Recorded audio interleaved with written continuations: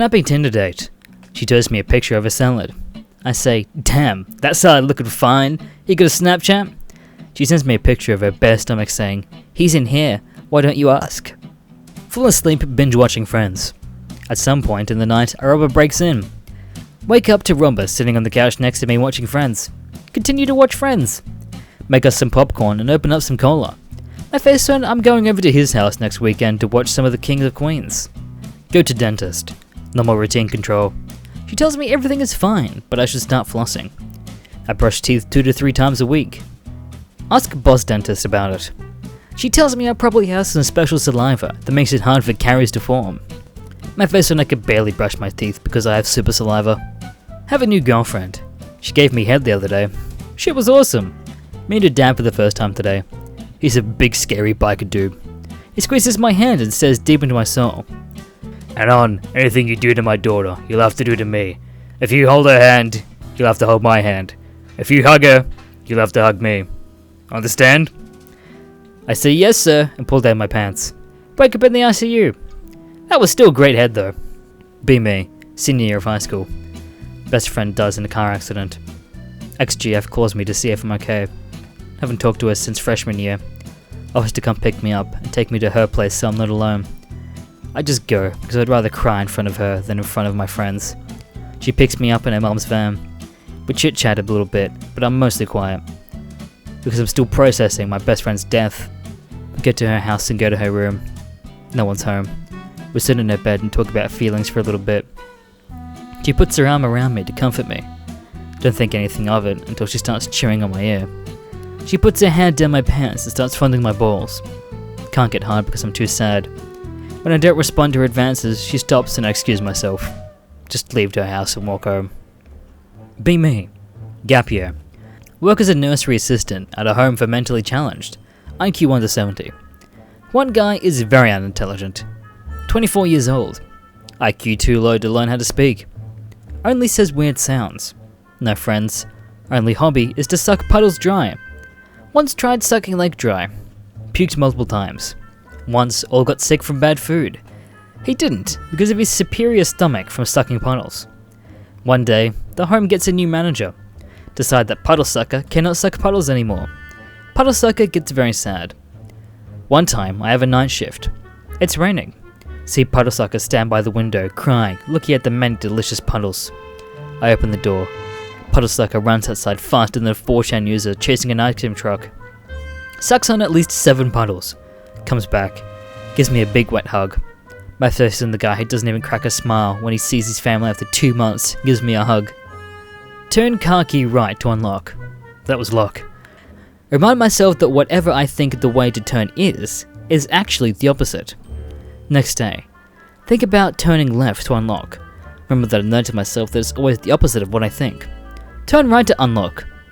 Right was always lock. Go out on Friday night. Approach girls to help me meet the ratio so that I can get in the frat party. They agree. Some look reluctant, but I talk to them and get their names. Really kicking it off. We get to the party, but the fucking frat still makes me pay $5 because it's a fucked ratio. Dance and get drunk. Get one of their snaps. They leave early out of fear that I might come onto them, but in reality, I'm just gay and trying to have a good time. No boys grinding on me at the party. Feels Fred. I wish I was just a fucking normie. Is that too much to ask for? I did the good old Thailand sesh with the boys last year at the age 20. We had a good friend that lived in Bangkok who showed us a great time. Virgin with rage, so I don't care what happens. Was there for 2 weeks and fucked anywhere from 5 to 10 girls a day/night, except for a cool-off day halfway through. Rogue dogged every single one of them. Came in every single pussy and anus. Told majority of them I was using a rubber when they insisted I had to. Still nutted raw regardless. Many fights with little Thai women over me coming in them, but the lads still had my back. After I left, I got checked for STDs, and luckily I was free. My first mate who lives in Bangkok tells me many of them are pregnant and are trying to get many information from him. Start a homebrew campaign. Takes place in the Midwest. Story involves trying to take down a secret paramilitary company.